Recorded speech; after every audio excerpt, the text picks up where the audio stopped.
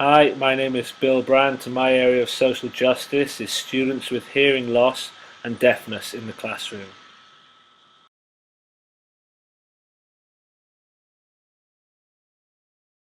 So, what is hearing loss and or deafness? Hearing loss or deafness refers to a reduction in sensitivity to sound, which may be accompanied by some loss of the adaptability to interpret auditory stimuli correctly, even when amplified. Um, in a multicultural society such as Hong Kong, children and adults face the challenge of coping with at least three different cultures, their own ethnic or racial groups, the deaf community, and the mainstream, which is still predominantly white, middle class, and hearing. It affects my ability to teach by putting greater responsibility and pressure on me to create environments that value and respond to a multiplicity of perspectives and learning styles, and this will require greater research and trial and error to determine the best approaches that work for these learners. Therefore, it's going to be hard for me to meet standards 3.1 and 3.2 until I've established an appropriate learning environment for these learners. It's also going to create problems with communication barriers that usually prevent these children from acquiring a complete understanding of activities and learning events, as well as serious difficulties and delays in acquiring English language skills. This will require more help and support required from the teacher, and therefore affecting my ability to be equal and fair to other learners in the classroom, and also be challenging for me to meet standards 1.2 and 1.5 due to the uncertainty of the teaching approaches required for these learners. Finally, a major obstacle presented for early profound deafness is the isolation of the individual created by a rupture in the normal process through which people normally establish an interaction and communication and language. Thus, it's going to impact on the learner's ability to establish relationships with other students. Therefore, it's going to limit their self-esteem and confidence in social situations, and it's going to challenge my ability to achieve standard 4.1, as they will require a lot more support in group situations. Some viewpoints suggest that this has happened due to the teacher's workload and demands and lack of knowledge as the cause of this issue, identifying teachers are under too much pressure to cover large amounts of content to meet the demands of excellence in the education movement. The teaching workloads are too great as well. Also, they said that teachers have limited and meaningful planning or collaboration time during the school day to account for these students. Also saying that there's more supportive of a content-centered rather than a student-centered orientation towards education. As a result, steps to accommodate the needs of the students with disabilities are not top priorities of teachers. For many teachers, raising the overall class achievement is more important, and they'll be maybe unwilling to engage in heroic efforts on the behalf of a few students with disabilities in their classes. Finally, teachers don't have the range of teaching strategies required for learners who are deaf or have hearing problems.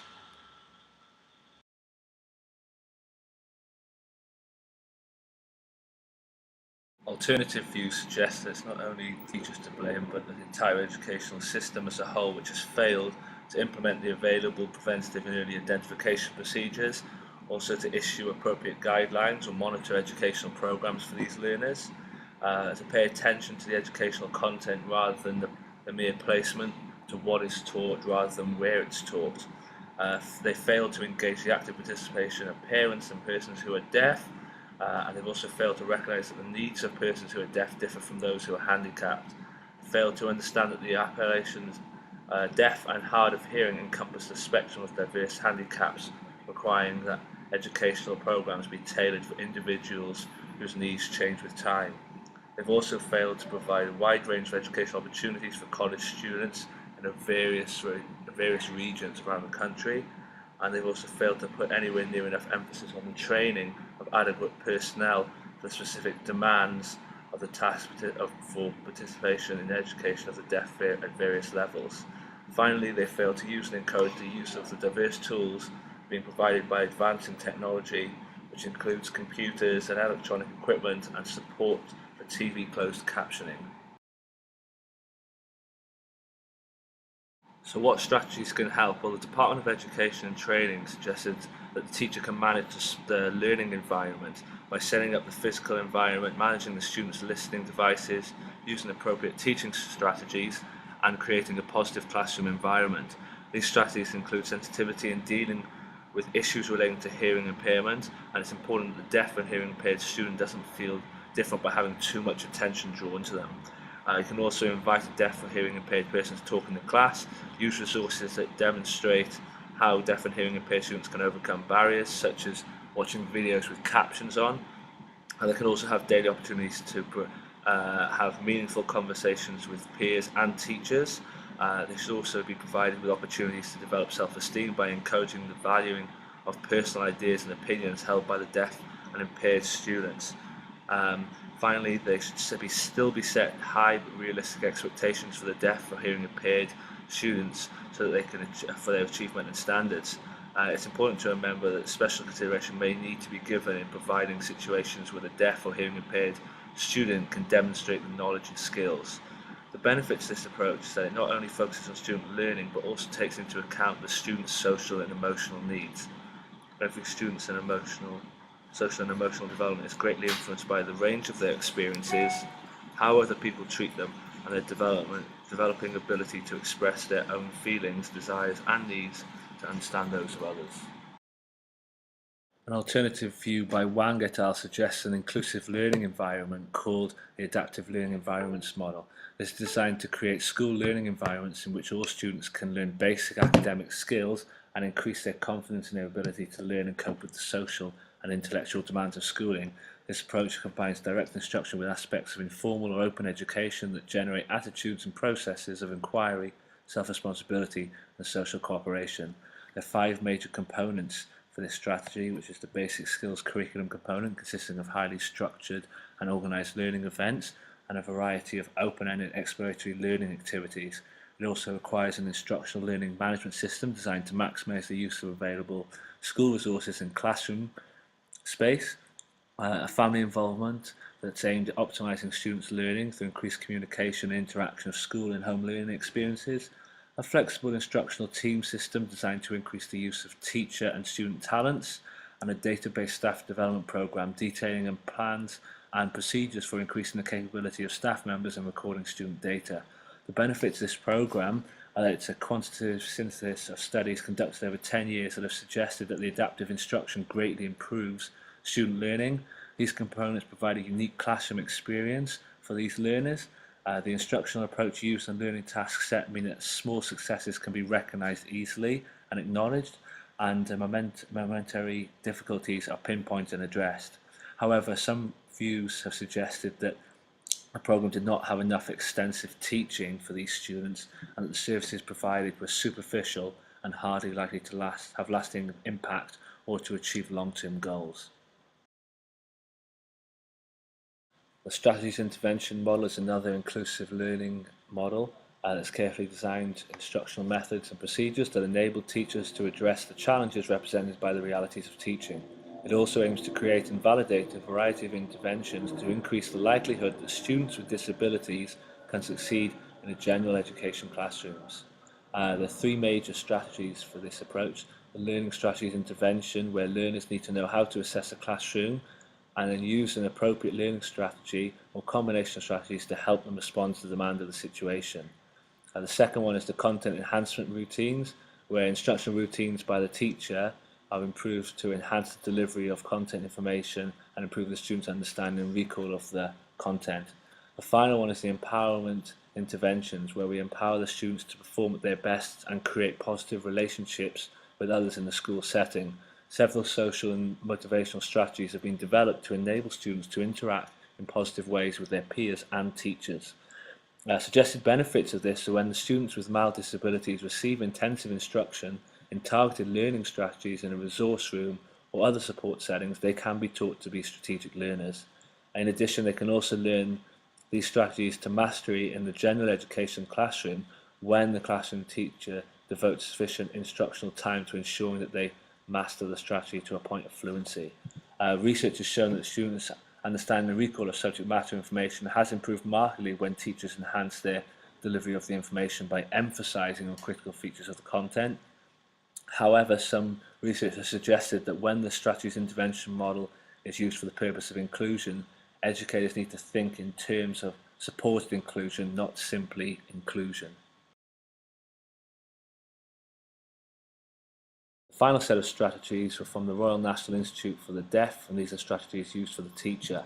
They created a guideline for teaching strategies to use with deaf students, and they highlight a variety of methods and ways to effectively communicate with deaf and hard of hearing learners. It's a 7-strategy approach. Firstly, personal delivery, so lip reading is very challenging for these students, so they need contextual clues to help them understand. The presentation, so the context, structure and pace and contribution of learners should be considered and altered to ensure they gain full understanding. The use of visual aids to support their learning. When they have lesson lectures, suggests that handouts could be given out prior to the lesson to increase the amount they understand from the lesson. Timetabling the day to ensure that there's not too much contact with the teacher where it can become very tiring for the student to lip read for the entire day. The choice of room is also vital to maximise the amount the deaf student can gain from a lesson. And finally, group work. So group discussions are probably the most difficult for these sorts of learners with deaf and hearing impaired problems. So the group size, the seating and opportunities to participate need to be well planned to ensure that they have a fair and equal chance to contribute to the group. Is there a consensus? Well, there seems to be 2 common themes. Most theorists place emphasis on the role of the teacher. Some have highlighted strategies for adapting typical classroom activities to accommodate these learners, whereas other theorists have suggested a much larger reform of the classroom and school policies by creating inclusive learning environments to cater for these students. So my short-term plan is to use the Royal National Institute for Deaf 7 approaches for deaf learners, to also use the Queensland Government's approach to sensitivity within my classroom, and also providing daily opportunities for deaf and hearing impaired students to communicate with peers and teachers, and finally to have a family involvement component aimed at optimising student learning through increased communication and the integration of school and home learning experiences. Why these strategies? Well, adjustments that I can make to my physical environment which require very little change but will have a huge impact on my classroom. The 7 approaches to deaf learners will effectively meet the communication needs of the deaf learners and help them to break down the communication barriers that they have. It requires very minimal financial support to implement these strategies, and also encourages and values the personal ideas and opinions held by the deaf and impaired students, which will develop their confidence and trust in their own thoughts and feelings. And it's not only about the physical environment. Informal conversation, teacher style and behaviours, student interactions and the nature of information being conveyed all subtly but significantly shape the teaching and learning experiences for deaf students. My long-term plan is to implement the learning strategy interventions by empowering my students to use a range of strategies to apply to different situations and settings. The empowerment interventions, which will help to empower my students to perform at their best and create positive relationships with others in the school setting. Also create a data-based staff development program that details plans and procedures for increasing the capability of staff members and also for recording student data. And finally, an instructional learning management system designed to maximise the use of available classroom and school resources. Why these strategies? Well, they're highly structured and hierarchically organised learning activities which will help accommodate my students and provide opportunities for them and their learning needs. These strategies also require more time, which is why they're in the long-term plan. The LSI will help students become strategic learners who can apply appropriate strategies to different learning situations, therefore helping them to become lifelong learners. It will also reduce the amount of teacher support that's required so I can help other students within my class. The empowerment interventions addresses initial concerns for these students by removing those obstacles that prevents them from participating in regular classrooms and will empower them as learners to have positive social interactions with other students and teachers. Finally, the staff development program was designed specifically to help improve their knowledge and skills in providing experiences that are adaptive to students' differences and can be implemented in regular classrooms.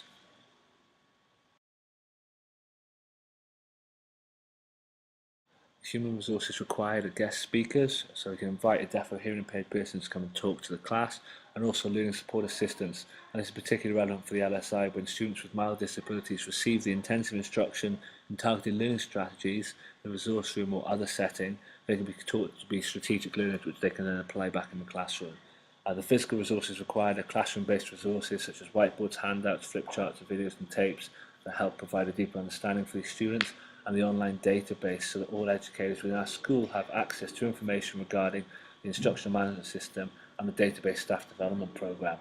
The financial resources, well, the short term there's minimal to no financial support required as the teachers are just modifying their current practice, and in the long term again there's no specifically designed curricula required, as in almost all cases curricular resources can be modified and adapted. However, there may be an initial startup cost for developing things like the database staff program. So how do we evaluate the success of this program? Well, in schools where the adaptive learning environments model components have been adopted, data is collected on degrees of implementation, classroom processes, and student outcomes such as student achievement and student attitudes about their schools and learning experiences. And this data will be saved in the database staff development program. Formatively, we can have discussions and observations of the students to determine if the resources used are assisting the learners and if any other further modifications need to be made to help these learners. We can also make comparisons between their performances in previous and current group work situations and also with work completed on similar topics. Summatively, we've got the diagnostic prescriptive monitoring system, which is part of the instructional learning management system, which incorporates a standard-based curriculum and assessment system to evaluate students' mastery of subject matter, knowledge and skills. And we can also evaluate the students' performance, so their classroom projects, class tests, end-of-unit assignments, the whole school standardised tests, which will provide good comparable data that can be examined from previous years and determine how the student is progressing and highlight areas requiring further support and adaptation to the teaching programme.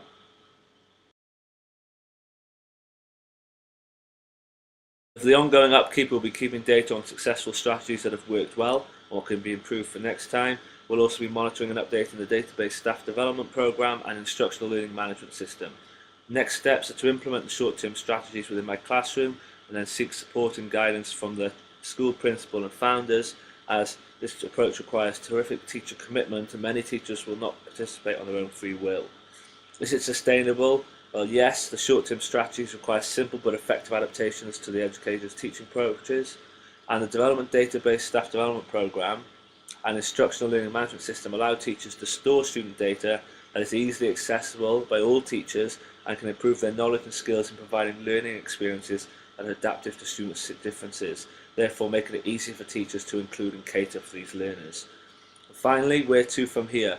Well, the database staff development program course I think should happen next to raise awareness of this issue with staff and highlight some of the strategies and resources that are provided in the database.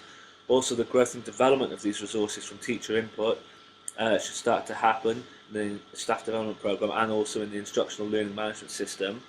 And finally, this could lead to the implementation of a whole school approach for learners with hearing loss, deafness and other physical learning difficulties. So the strengths of this approach are that it's simple but effective adaptations that will provide the optimum learning environment for these learners. The parental involvement allows for students' goals and needs to be supported at home, therefore differences in rates of progress can be recognised by teacher, parents and the students themselves. And also the implementation of long-term strategies will provide ongoing training and technical assistance that is targeted to the needs of the individual staff and will allow teachers to circulate freely through their classroom. The weaknesses are it still requires some time to determine which short-term strategies are appropriate, and also the aspect of this plan has been criticised for not providing enough intensive teaching for these students. The opportunities for this programme are the development of the databases, which support opportunities to move towards a whole school approach as teachers can easily access and share the information. The threats are the training involved is extensive and this in itself may cause problems with implementation. And finally, if there's a lack of parental support, this will hinder the student's progress and could be detrimental to the efforts of the teacher and the school to help this student. On reflection, I found ARC very helpful, as reflection should lead to change in your attitudes and knowledge or practice, and my attitudes and approaches have changed towards deaf and hearing impaired learners as a result of this research. Furthermore, a benefit of action research is problem resolution. Therefore, I was able to identify strategies and approaches to address the issues of catering for these students within my classroom which had previously been a problem. What did I learn? Well, that with little effort, teachers can make simple but effective changes to their teaching program that will significantly impact on these learners. Also, that one size doesn't fit all, so different strategies will work for different learners depending on their needs. And it's not a one-man job. You need a strong team behind you to support this movement.